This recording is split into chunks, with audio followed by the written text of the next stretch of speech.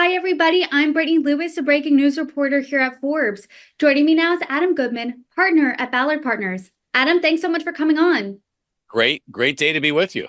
It is a great day to be with you, too, because as we know today, a monumental day in this presidential election, the first debate between Vice President Kamala Harris, former President Donald Trump. As we know, the June 27th debate really shook up this election. But what are you looking out for tonight? Well, the way I equate tonight, it's imagine you go into a court of law and there's the opening statement to the jury. So Kamala Harris has had that opening statement without really pushback for 6 weeks. And, her numbers improved, her perceptions improved, it became a real horse race. Now, after the opening statement, you're going to get the witnesses coming to the stand and the word cross-examination. So she is now going to be under cross-examination for the things she stands for the things she's been a part of, which, as you've seen, Brittany, she's trying very quickly to distance herself from. And that is where I think this debate will come down. It's more about Kamala Harris. I mean, Donald Trump, regardless of your opinion of Donald Trump, there's very little I think that's going to change, I think, on that meter, other than I think if he's on script tonight and he delivers, basically the thing his team has been urging him to deliver for weeks, which is it's a referendum on what is, as opposed to what could be. It's a referendum on the last 4 years. But the cross-examination tonight, Brittany, is not just going to come from Donald Trump. It's going to come from the moderators who have a responsibility, and they know they do, to ask direct questions of Kamala Harris about whether or not she feels responsible for anything that hasn't quite worked on her watch with the president of the United States. And that's where I think this debate begins. And then, of course, the body language stuff. She was actually terrific in the very first Democratic debate back in 2019 when she was doing, you might say, her opening to the jury. But in the next debate, when she came under fire from Tulsi Gabbard and from Joe Biden, she did not come off so well. And she's going to be under fire tonight at some point. How she handles that, how she looks in handling that, will have a lot to do with the scorecards that come out of it. How does she handle that? Because Axios had a chart with at least 9 positions that she's either shifted or completely changed on. So when she's asked point blank, why the flip-flop, why the shift, what's A, the best answer, and B, voters are looking for a change candidate according to all polls, and voters in 2020, they want to change, so they voted out Donald Trump. They want change now, but she's number 2 in the administration. So how does she differentiate herself as that change candidate as well? Anyone looking at the numbers says this is a change election. I mean, most people are down the mouth about our prospects, not just today, but moving forward. The wrong direction meter is very decidedly tilting towards wrong direction. It's a change election. You hear Kamala Harris trying to claim she's the change candidate, which is rich, given she is, I guess she's going to change herself, right? I guess that's what she's suggesting. She does have to, what she should try to do, if I were advising her, she's not asking for my advice, is admit that maybe they made a good start on certain fronts, but they're far from home.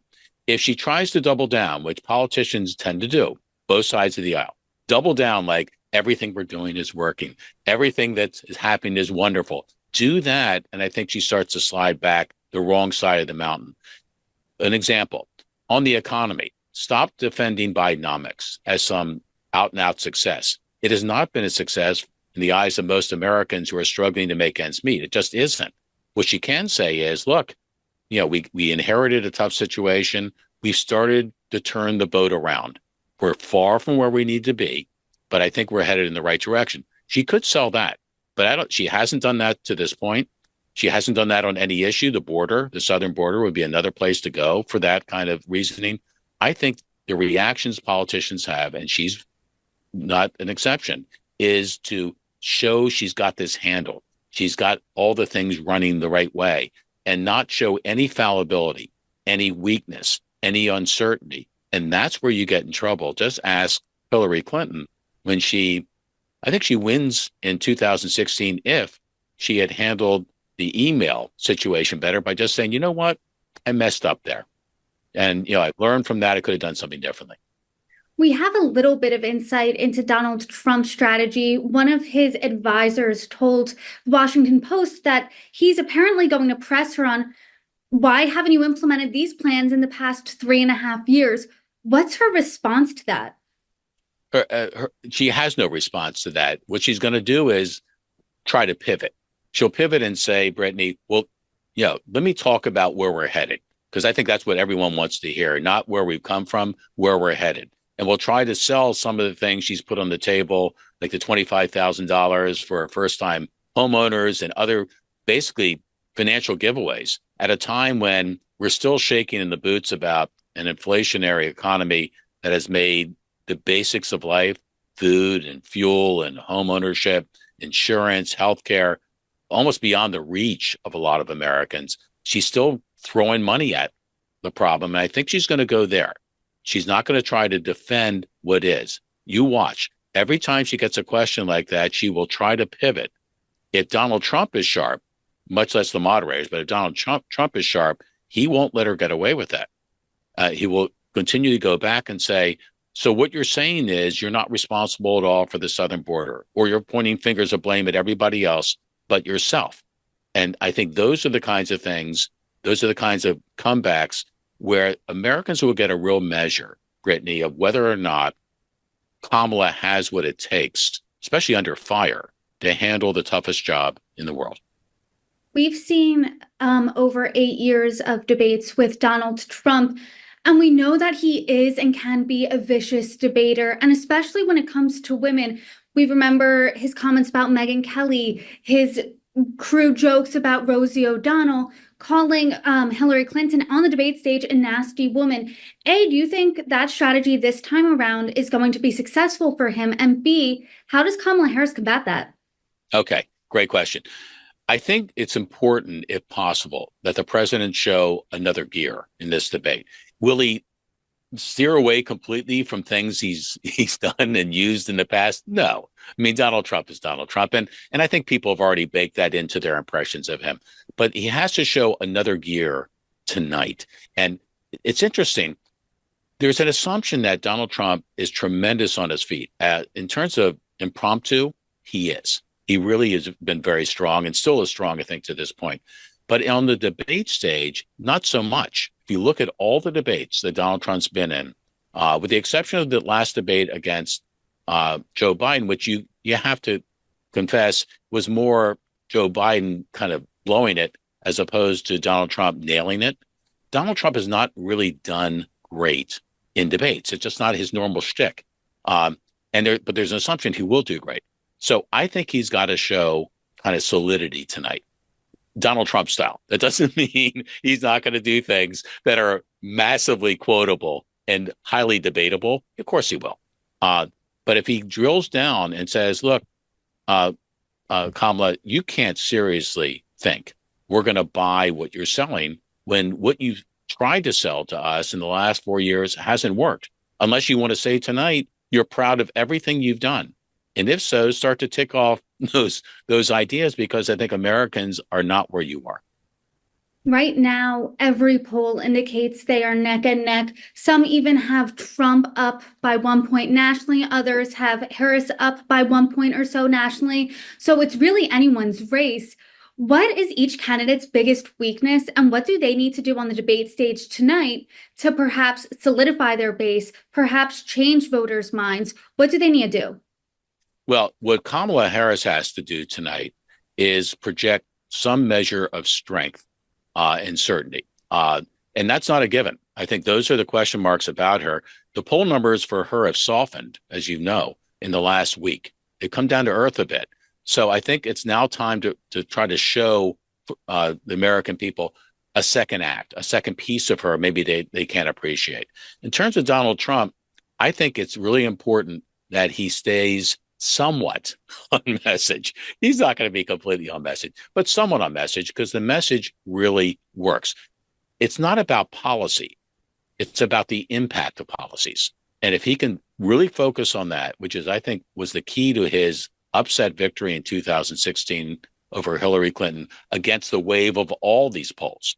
If he does that, I think if he can prove that and show that, that's a good night for him. And that overcomes a weakness, a perceptual weakness I think he's had on the debate stage before. Something that you said earlier in the conversation is that one of his strengths is being impromptu, saying those off-the-cuff remarks. The mics are muted if you are not supposed to be talking tonight. So how does that impact the debate here? Well, the mics being muted was already in play with Joe Biden in that debate, which actually I think dramatically helped Donald Trump. Because, Donald doesn't look at a mic as ever anything but live. He wants everyone to hear everything he's saying at all times, even if it's not his turn to be saying that. So I think that actually helps Donald Trump a lot. It helps discipline, you might say, the perception of his performance. But this is going to be live theater. This is the kind of thing we all hope for in, you might say, in entertainment as well as politics, something that isn't necessarily going to go according to script. It's like a sporting contest. It's like a Super Bowl with two evenly matched teams. What's going to happen? What's the big play going to be? I think there's going to be a reaction to this debate. I think the debate will count in this election. However, if you look at past elections, even with the post-debate bounce, it usually was not definitive. In this case, with razor-thin margins in the swing states, which is the only polls that count. It's not the national, it's the swing states, which also are all margin of error. This could have a real impact on motivating or depressing the votes, the swing votes that both sides need.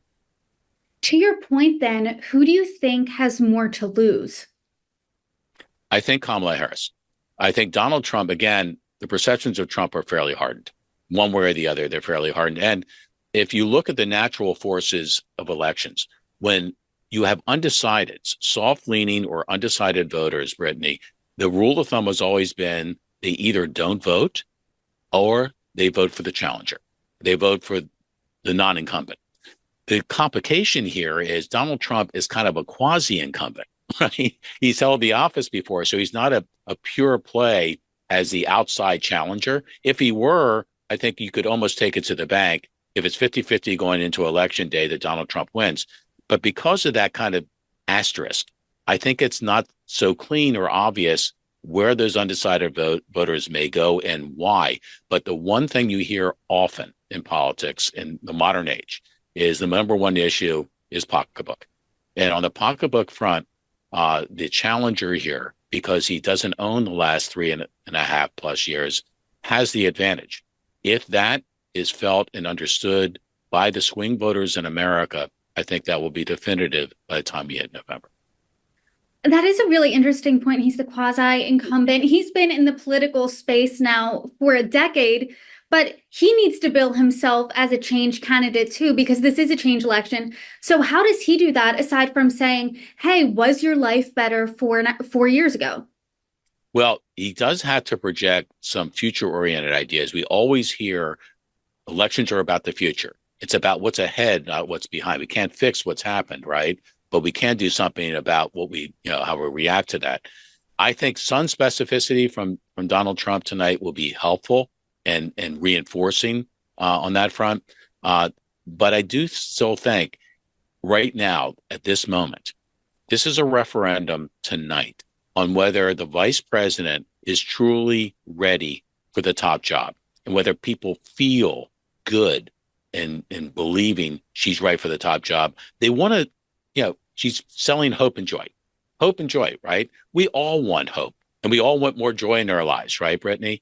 But if we don't believe that person who is selling that could actually deliver that, that's where I think she has maybe a potential wall. And that is what this election is all about. It's a heart versus the mind. Right now, the heart wants to believe in hope. The mind is saying, oh, wait a minute. That sounds good, feels good. But we got a lot of issues here. And what's happening right now is not working. Heart versus mind. I mean, I guess my last question would be, how does she win this debate? What does a tangible win for Kamala Harris look like aside from projecting strength? What would be enough for a W in her column? One would be hoping that Donald Trump is coming out of his shoes at some point is not well received. The other is, it's funny. It sounds superficial to say that the way someone looks, their body language is as important as what they say. I think this is in play tonight for Kamala Harris, and it's going to be very difficult. The one time we saw her on a debate stage under fire, she did not come off well when the fire was coming her way, right? And it is going to come her way tonight. Can she maintain a kind of presidential look and a calm about it as she's going through that storm? She's not proven she's been able to do that in the past. I know intellectually she wants that to be the way she's perceived tonight. But, again, the mind versus the heart, it's very tough to tame instinct and to tame emotion in the heat of a moment. And I think the heat is going to be turned up red hot tonight. And then on the flip side, Donald Trump, what does a win look like for him? Because as we noted earlier in this conversation and other conversations I've had from June on, it's not necessarily true. Some people would suggest that he won June's debate. It's just that President Biden had such a poor performance that totally overshadowed it, giving him the win. So how does Donald Trump win? Or is he just hoping Vice President Harris messes up to the point where it looks like he wins? I think if he is able to deliver the core message, which is the proverbial, are you better off now than you were 4 years ago, and gives 3 or 4 concrete examples of that, which, by the way, it includes foreign policy. Yeah, we always think, well, foreign policy is way down. How we're perceived in the world has a lot to do with our feeling of security. And right now, if we feel there's a belief that without showing or projecting strength to the world, that the United States of America is more vulnerable than ever to a much more dangerous world. And it's not just Russia and China, it's others. It's Iran, right? That suddenly could start pushing nuclear buttons. That, I think, is a win for Trump if he projects strength, if he's clear about this it's a referendum on. He can credibly say it was much better on many of these same fronts when I was president. Whether you like me or not, they were better. If he delivers that, that's a win, because I think in the cool of night, as we move into the election, in the soft and undecided vote, that will count. Adam Goodman, there's certainly a lot to watch out for tonight, and then moving on to November 5th. And I hope you come back again soon to break it all down with us. Thank you so much for your preview, and have fun viewing the debate tonight. You as well.